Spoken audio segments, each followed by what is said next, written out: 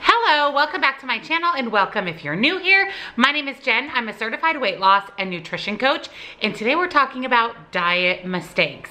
These are 17 diet mistakes you should never make according to nutritionists. Starting a diet or a healthy lifestyle or a weight loss plan, whatever you want to call it, can be really challenging. There's a lot of do this, but there's also a lot of don't do this. So today I'm here to share with you 17 of the absolutely do nots when it comes to going on a diet or losing weight. So if you're excited for today's video, please give it a big, huge thumbs up. And don't forget, if you're new or you're not yet subscribed, I'd love to have you hit the little subscribe button and of course the bell next to it so you're notified whenever I upload. I do upload videos on Tuesdays and Thursdays, so you definitely don't want to miss out. Make sure you're checking out the description box down below where you will find my nutrition coaching. I do offer personalized macros and calories, so if you're looking to be on a diet or you're struggling losing weight, this is a great way to know exactly what should be coming in and going out every day when it comes to calories and macronutrients. I also offer 30 and 60-minute one-on-one coaching sessions, so there's a little bit of something for everybody, so definitely check that out down below. You'll also find links and discounts to my very favorite healthy things and my newly released meal planner. I'm so excited about this. You guys have been absolutely loving it. I'm about sold out of what I ordered, so definitely pick one up before they're gone. Free shipping anywhere in the United States, so check that out. Also linked down below for you. So let's jump into 17 diet things you should never do.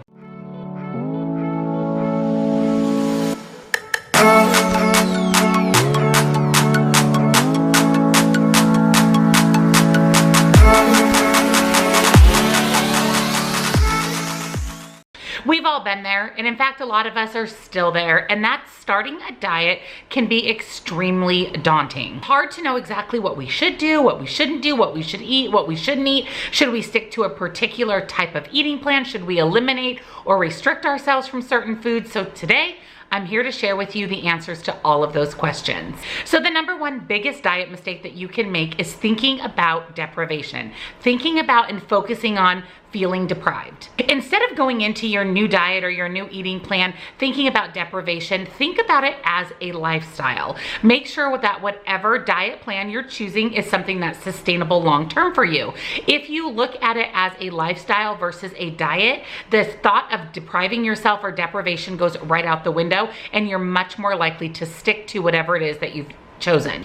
Diet mistake number 2 is eliminating a food or a food group. Eliminating one food group does not mean that you're automatically going to lose weight. You may in fact find yourself overeating those foods at one point. The number one cause of binging or overeating is restriction. Finding a balance of your macronutrients is absolutely the key. That's where I can come in, figuring your macros and calories for you and letting you know exactly how much of each macronutrient you should be consuming on a daily basis. Foods are not good or bad.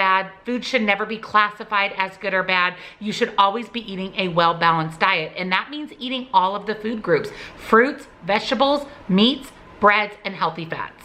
Diet mistake number 3 is setting unrealistic or unhealthy goals.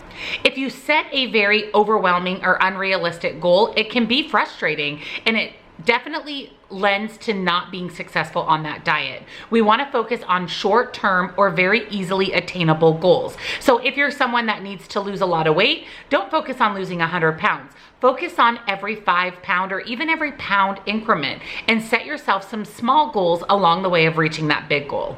Diet mistake number 4 is looking for a quick fix. The reason extreme diets are popular is because they help people drop weight rather quickly. But that way of eating is not sustainable. All of these detoxes and cleanses and keto and restricting foods and going to weight loss centers, they're not sustainable. You need to make sure you're picking something that is long-term and sustainable. Remember, we're looking at this as a lifestyle, not a diet. Number 5 is not acknowledging how good healthy actually feels.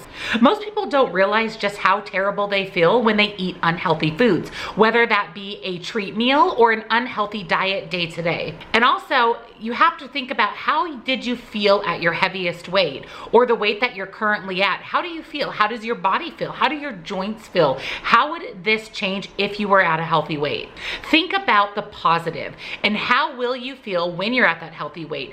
How will you feel if you're choosing healthy foods rather than unhealthy foods? And that can be the basis of making sure that you always have in the forefront of your mind how being healthy really feels. Number 6 is having too many food rules. When it comes to dieting, we give ourselves food rules. No eating after 8 p.m., no carbohydrates, no sugar. And when we break these rules, because they're too restrictive, we get mad at ourselves. And a lot of times we'll throw in the towel and say that this diet doesn't work. Instead, focus on eating mindfully and incorporating a well-balanced diet. Focus on whole foods, real foods, and having a treat here and there. Eating healthy is not an all or nothing approach. It's 100% a lifestyle. Number 7 is being impatient. And I am a prime example of this. Real weight loss takes time. The slower you lose the weight, the more likely you are to keep it off. And remember, you didn't gain 50 pounds overnight, so you're certainly not going to lose 50 pounds overnight. Use short-term goals to keep you motivated for your long-term goals. And make sure you're celebrating your success along the way. Don't tell yourself that you can get a new pair of shoes when you've hit 100 pounds. How about getting a new pair of shoes after 5 pounds or 10 pounds? Make sure you're celebrating these little wins along the way, whether they're based on the scale or they're even non-scale victories. Number 8 is believing in what is called a health halo. For example, Greek yogurt is all the rage because it's packed with protein and packed with bone strengthening calcium. That being said, people see Greek yogurt on the label and they immediately pick it up and add it to their shopping cart. Instead, take a look at the ingredient label. A lot of the Greek yogurts on the market, they have fruit on the bottom or lots of added sugar. So don't get trapped in the health halo effect. Read your ingredient labels, and just because something says healthy, low fat, full fat, Greek yogurt, low sugar, diet, or weight loss, make sure you're reading the ingredients and seeing if you're trapped in the health halo or if it's an actual healthy food option. Number 9 is compromising flavor. Make sure you're adding flavor to what you're eating. Punch it up with 0-calorie spices and herbs. You can even add some extra vegetables for a super low calorie but highly flavorful dish. Number 10 is complicating things in the kitchen. Keep it simple. Don't doctor up all your food so that you actually take away the health benefits. For example, Brussels sprouts can be an excellent side dish, just sauteed up with a little bit of healthy oil like olive oil or avocado oil, some sea salt, and some pepper. Taste delicious, and they're a good way to get in your full nutrient from the Brussels sprout. Instead of layering it with butter and oil and bacon and cheese, make sure that you're eating your foods simply, that you're making sure that you're getting all the nutrient profile without all of the extra calories, because calories in, calories out is how you lose weight. Number 11 is shunning fats. And I love this because you should never, like we said, eliminate a food group, but fat is not the enemy. Fat is not bad. 2 in 3 Americans believe that fats are actually bad. I see a fear of fat in my clients. They want to make sure that they're eating low fat or fat-free everything, when actually consuming healthy fats several times a day is what's most beneficial for your body when it comes to losing weight. Swap a handful of nuts like walnuts or almonds in place of chips. You're going to get in protein, fiber, and healthy fats. Take advantage of nut butters when you're at and add those to your oatmeal or your smoothies, or just eat them by the spoonful. Don't be afraid of fats. Healthy fat is essential to our body. Number 12 is aiming for perfection. Thinking that you're gonna look great in a bikini or look like the bodybuilder all over Instagram. This goes back to the all or nothing thinking. Chances are you're not gonna look fabulous in a bikini. Chances are you're not gonna look like a bodybuilder or swimsuit competitor. Being perfect isn't necessary. Being the best version of yourself is what you should actually be shooting for. Don't restrict or overindulge in physical activity to try to be perfect. Do what's best for your body. Get yourself to a healthy weight and maintain that healthy weight, but also live your life. Enjoy your life. Have a piece of pizza. Have a donut every once in a while. Don't overly restrict, and don't get caught up, especially on social media, with trying to be perfect. Number 13 is skipping meals. Believe it or not, skipping meals is the #1 cause of quitting a diet. You think by skipping meals you're going to lose weight faster, but actually the opposite happens. This leads to undereating. You're always starving and famished, so you're not gonna stay on a diet that you feel like you're always hungry on. You're gonna be hungry because you're in a calorie deficit, but you shouldn't be so starving and famished or feeling like you can't eat 3, 4, or 5 meals a day. My recommendation to my clients is have your 3 square meals a day and 1 to 2 snacks to sustain you between those 3 square meals. That way you're not entering in those meals ravenously hungry and then overeating and over consuming calories at your meals. Number 14 is considering your cheat meals as a free-for-all. A lot of people don't count their cheat meals and they don't think that their cheat meals actually does play into their overall calories and macronutrients for the week. You can undo everything that you did all week by having an overindulgent cheat meal. Plan your cheat meals, make sure they work into your calories. I do go over this in my one-on-one coaching sessions where I explain to you how you can set yourself up for a cheat meal once or twice a week or a high calorie day once or twice a week. Number 15 is not counting all those liquid calories. With all the beverages on the market and a lot of these containing a lot of sugar and calories, again, you can easily undo all of your calorie deficit with beverages.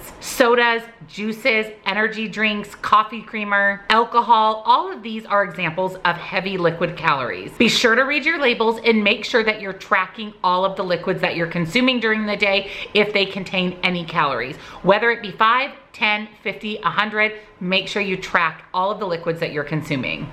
Number 16 is forgetting proper preparation. With all the fad diets out on the media, it's important to do your own research.